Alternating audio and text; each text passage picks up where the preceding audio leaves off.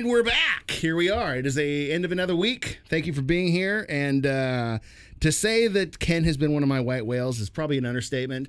I even underestimated exactly what this man was going to bring me this week. As you see him sitting over here all week, we've been drinking Malahat Spirits. I was expecting a lot of rum. I literally, in my mind, this was the bottle that I had expected to get into in this week, and he didn't. He saved it for last.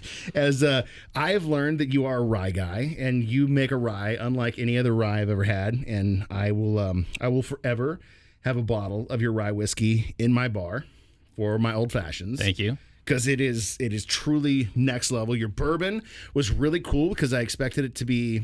I guess I assume bourbon is a little more overpowering just because of my perceived sweetness and the corn that's used in the bill. But it was so light and refreshing, and just the cool cocktails that my mind was going with.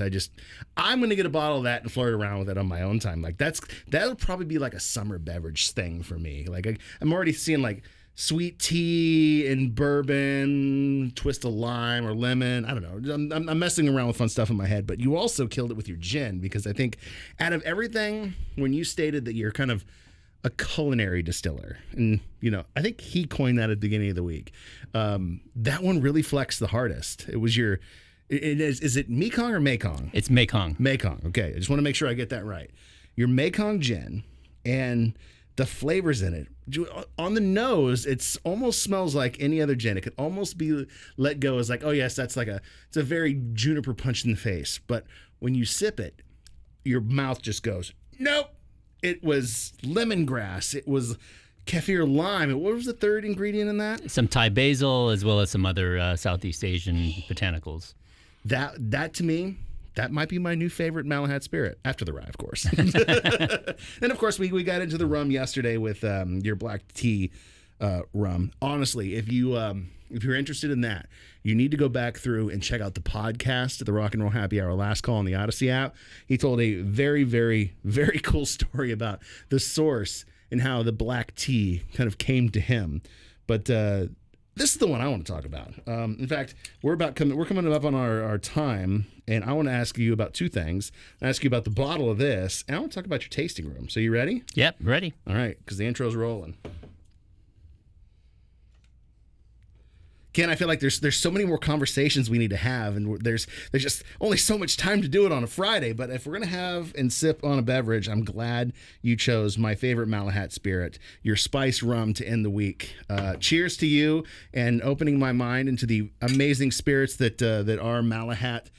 I don't know where to start. Hold on. Let me think about this. So first of all, since we're talking about the rum, the bottle shape itself, this is like Pirates of the Caribbean stuff, isn't it?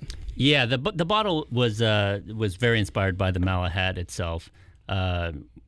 We got the idea for the bottle because back in the day, bottle shapes were actually curved, and the whole point of having a curved bottle was that if it tipped over, it would roll toward the side. So it was designed so that it would not roll off the captain's table. And we added some nice nautical features on the bottom of that as well. The rope on the bottom is very cool too. Yes, and the liquid inside is amazing. Kind of like your tasting room. Your tasting room isn't just like any other tasting room in Miramar. You almost have like this. I don't want to use Pirates of the Caribbean again, but let's say like Pirate Speakeasy. Yeah, there is an element of Pirates of the Caribbean in there. If you walk through it, you will definitely be reminded of Disneyland. All the pieces in there are actually from the Star of India and the San Diego Maritime Museum. Fortunate enough that a buddy of mine was a volunteer sailor there and connected me with the head of the San Diego Maritime Museum. And so we have a lot of pieces there, authentic pieces about 100 years old, to kind of flow with the Malahat itself, as well as some movie props from the movie Master and Commander, if you've ever seen that with Russell Crowe. Because the Rose is actually the other ship that's around the corner from the Star of India. Yeah, there were some uses for that on the movie itself. Fun story. I actually got a sail on that once. Oh, great. I don't remember what it was for. I think it was like a tall ship festival, and I got to actually be on deck when they sailed it around the harbor, which was such a cool experience, just to be on a ship that's being wind powered. Oh yeah, it's we were very fortunate enough to be able to connect with, and again, like we try to do, connect with our local community for that. So, all right, now we're getting down to the brass tacks here. Your spiced rum. You've been culinary on everything. This is by far one of your most flavorful, in my opinion, next to your gin that just flexes all these fun flavors. What made you decide to make your spiced rum like this? So it was actually when we first started Malahat, I didn't intend on making any flavored anything. But as I went on a lot of these father-daughter campouts when my girls were younger, when the girls would go to sleep in the tents, the dads would sit around the campfire, and one of the favorite things to drink was actually a spiced rum and Coke. Now, me being a purist, I always wanted to try the spiced rums on their own because I do like to sip everything neat before I put it in a cocktail, and I just wasn't able to enjoy it the way one should enjoy any sort of spirit. And so I decided, well, maybe I could just try to create something on my own. And so the spice rum actually ended up being the very first flavored anything that I ever did. 5.5 months in my kitchen of spending, trying every herb, spice, and seeing what it did to nose, color, flavor profile, palate. And as I went through it, it was about month 4.5 where it started to start to come together. And by month 5.5, it just turned out what I thought was amazing. And tried it with some of my friends. They enjoyed it.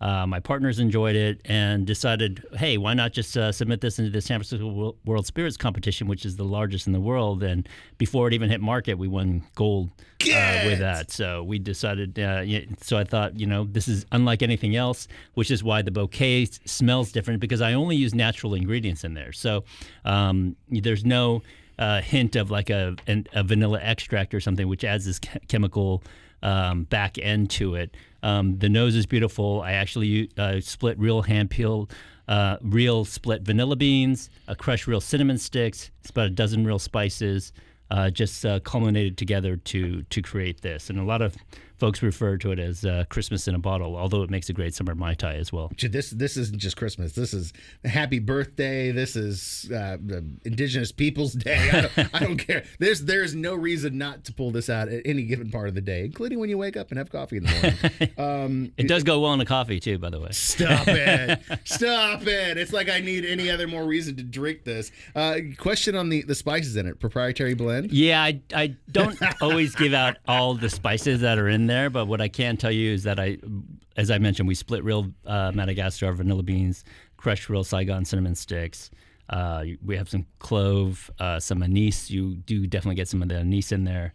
And, a bunch of other spices. Some other secret stuff. Okay, well, this obviously is no secret. This is definitely my favorite of your spirits, and it delivers on a Friday. Now you have to deliver on the music. It has been a solid week of tune choices so far.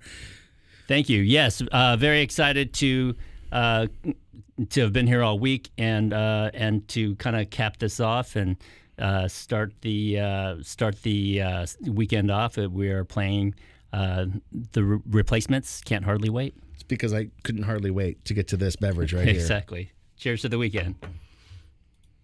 There you go. We are wrapped up. We are done, and I cannot tell you enough. I mean, you can even see on this channel. If you look at my 3 beers, 3 questions with Letdown, we did 3 rums, 3 questions. When he drinks this, his face, trust me, you'll understand when you get a chance to taste it if you haven't already.